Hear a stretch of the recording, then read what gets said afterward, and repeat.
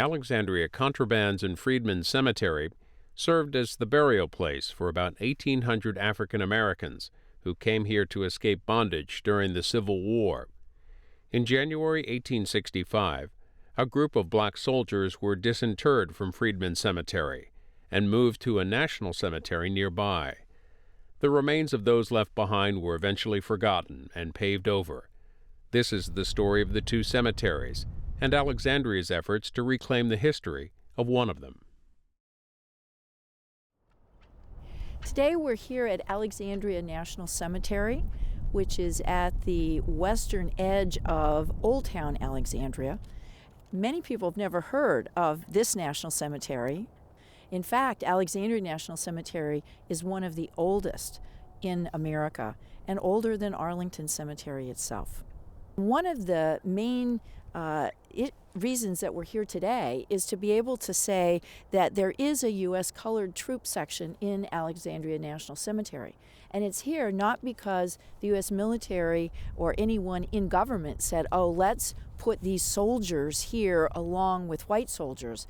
Rather, it's because the African Americans in a hospital built for blacks here in Alexandria, Louverture Hospital, wrote a petition requesting that they be buried with other white soldiers.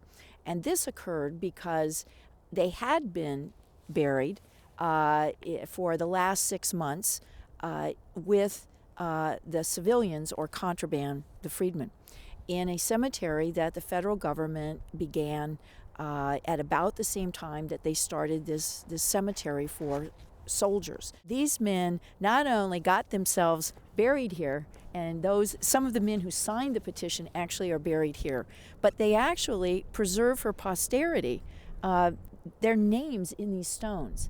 The civilians, on the other hand, had wooden shingles, wooden headboards to mark their graves that when they deteriorated were not replaced with stone as these men's original wooden headboards were, and so their names completely forgotten.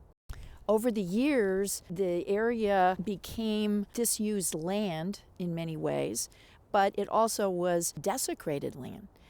We think, we don't have any evidence, but we can think that many of the relatives of those buried there did come and maintain some of the graves. Possibly they even buried more people there. But what we do have recorded is the fact that others misused this property, and it was not created or maintained as sacred land.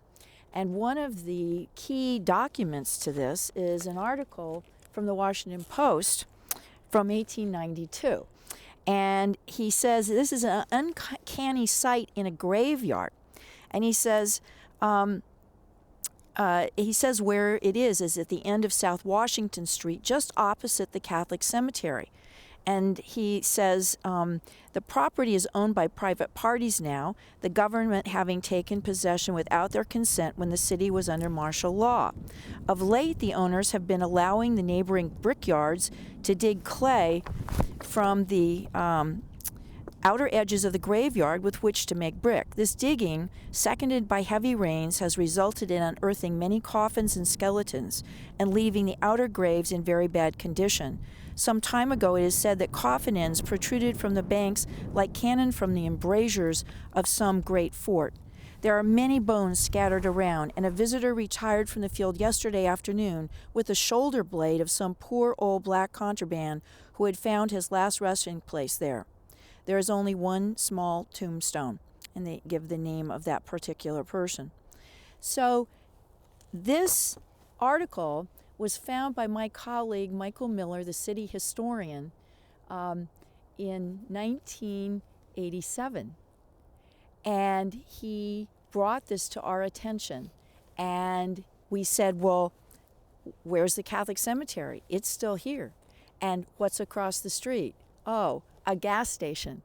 And he said, oh, the cemetery must be gone. But archaeologists were very much doubting Thomas's. We don't believe that. Asphalt is an incredible preservative.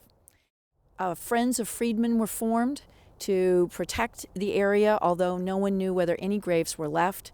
And after the city of Alexandria decided to purchase the property and demolish the buildings that were on it, the city archaeologists, using federal funds, were able to go ahead and excavate to find the graves, not to dig them. We didn't want to get to the coffin. We just wanted to find the top and where the grave was, so we'd see each individual grave and then dig out for the length so we knew the exact placement. Each of these were all measured in electronically, and so that we knew that they could be marked later on. We found that there were adult graves, and then there were children's size graves, which match the written records that show that more than 60% of the people buried at Freedmen Cemetery were children, and a very high number of those under the age of, say, 5 or 6.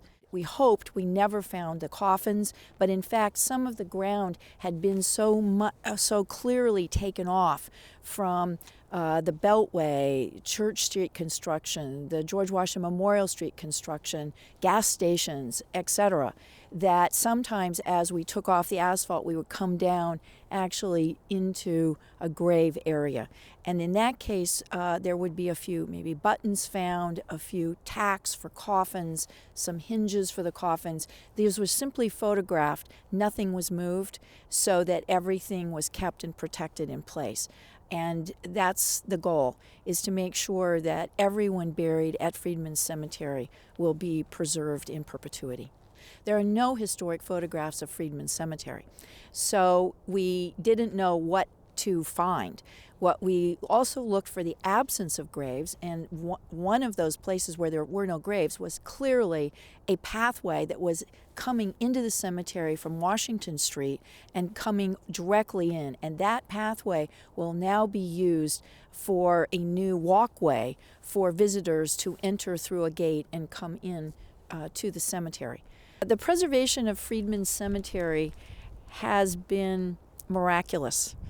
That so much of the cemetery has been preserved, even with so much road construction all around it, building construction, gas tanks being placed for the gas station, curb cuts, and just other topographical changes. The site has been damaged both coming in from its edges as well as coming down from its top.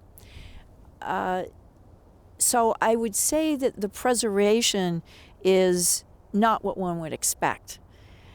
I think that the city of Alexandria's commitment to purchase the property and create a memorial means that there is a long-term commitment to protect the place and to tell the story, and to make sure that the term contraband is no longer a word that people are unaware of its meaning or is thought of only in a negative connotation.